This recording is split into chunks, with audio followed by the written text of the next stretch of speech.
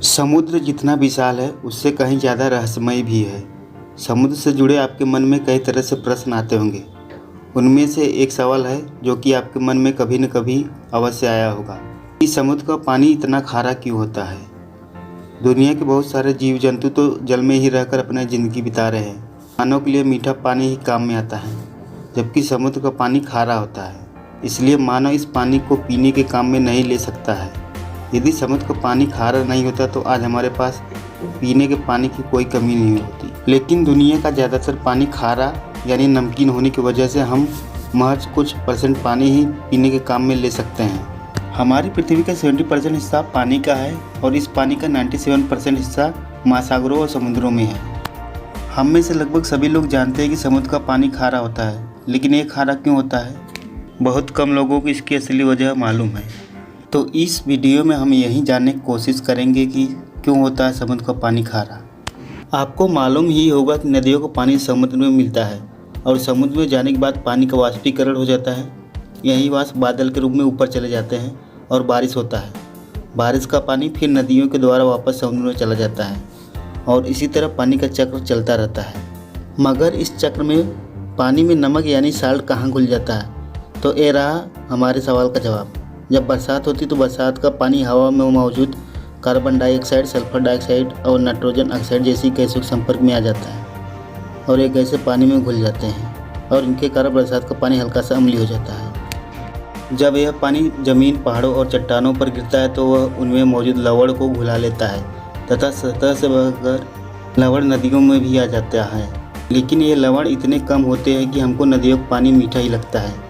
अब यह पानी नदियों के माध्यम से समुद्र में मिल जाते हैं। इस तरह करोड़ों सालों से यह प्रक्रिया होती आ रही है। पानी में मौजूद लवण समुद्र में इकट्ठे होते रहते हैं। इसके अलावा समुद्र में भी चट्टानें होती हैं जिनमें लवण समुद्र से घुलते रहते हैं और समुद्र में भी ज्वालामुखी होते हैं। इनके फटने से लावा और साथ साथ उसमें मौजूद क्लोरीन, सल्फर डाइऑक्साइड आदि गैसें निकलती हैं। समुद्र में सोडियम जैसे पदार्थ भी होते हैं जो क्लोरीन से क्रिया करके लवण बनाते हैं। इस तरह नदियों से आए लवण और समुद्र में उत्पन्न लवण के कारण हमें समुद्र का पानी खारा लगता है। अब इस तरह से हमें समुद्र का पानी खारा या नमकीन लगता है। अब यह पानी जब सूर्य की गर्मी से वाष्पीकृत होकर बादल बनता है तो यह बिल्कुल शुद्ध होता है और यही पानी वापस बारिश के रूप में ज़मीन पर बरसते हैं। इस तरह समुद्र का शुद्ध पानी तो आकाश में चला जाता है, लेकिन लवण समुद्र में ही रह जाते हैं, जिससे समुद्र का पानी खारा ही बना रहता है। अब आप सोच रहे होंगे कि इस तरह तो समुद्र का पानी और भी खारा होता जा रहा होगा, लेकिन ऐसा नहीं है। समुद्र में कई ऐसी प्रक्रियाएं होती रहती हैं जिसके कारण समुद्र का पानी ज़्यादा खारा नहीं होता है। जैसे समुद्र में मौजूद शल्कधारी जीव जंतु समुद्र में मौजूद लवण का उपयोग अपनी खोल बनाने में काम में ले लेते हैं और जब ये जीव मरते हैं तो बहुत समय बाद इनका शरीर चूने का पत्थर बन जाता है। यह चूने का पत्थर समुद्र में हलचल के कारण समुद्र की सतह पर आ जाते हैं और इन चूनों का उपयोग मानव अपने काम में ले लेता है। ज़्यादा जानकारी के लिए बता दूं कि समुद्र के 100 ग्राम पानी में 3.5 ग्राम लवण होता है।